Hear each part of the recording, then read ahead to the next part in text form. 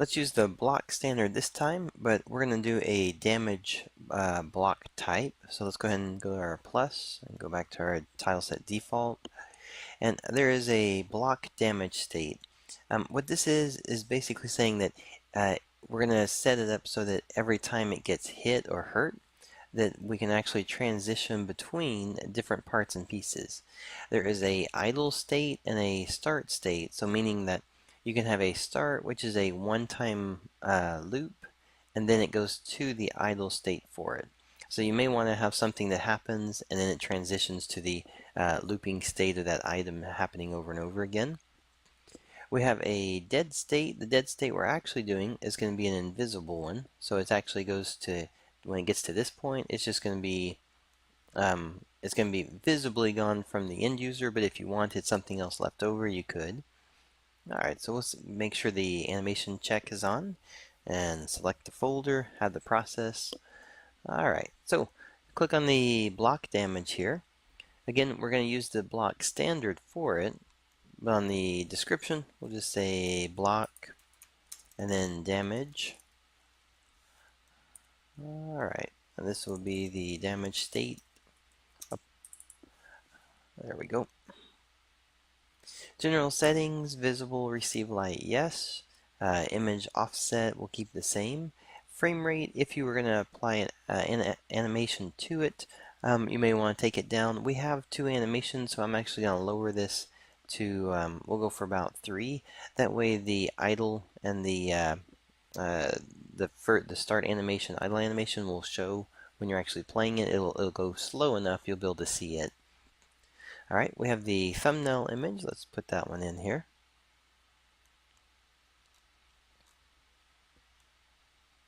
And for the rotation scale, those are fine. Collider's fine how it's set right here.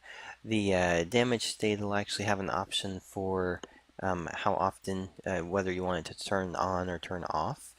If we go down to our health, so we're just going to scroll down here, and we'll see the one that says health right here. Health, we're going to uncheck. We're going to leave the health start value at 100.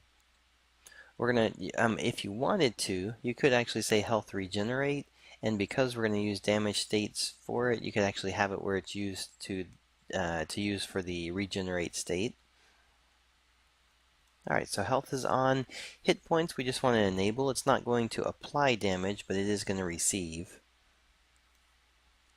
And then the hit point trigger is just set up. It's going to be the same size as the box that's right there. The hurt state, we don't have any hurt animations, so you can turn that on or off. But let's double check, make sure our hurt move speed player, yeah, default, all of those are set, are fine for it. The hurt color flashing, we could say that you actually have a flash on it, but I'm going to do a very quick flash so that it doesn't get in the way of the damage state when it gets hit. The hurt number of times, let's just do once, so it's just going to flash one time when it gets hit. Alright. And then the hurt color for this one, it's currently set to white. You could set it to a different color if you want, or you could turn the alpha down if you wanted it to look like it's being hit and you see through it.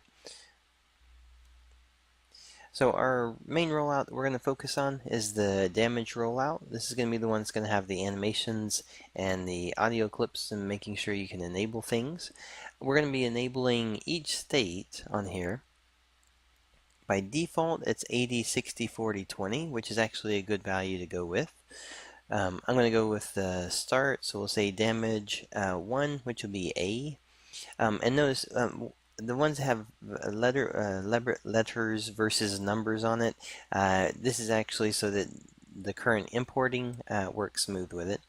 So we'll say idle, let's see, we'll say start A, and then idles, damage idle A.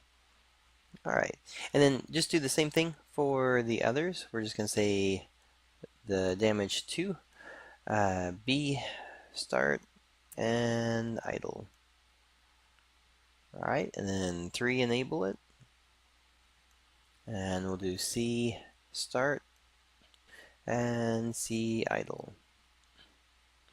And then we'll enable the 4th state here.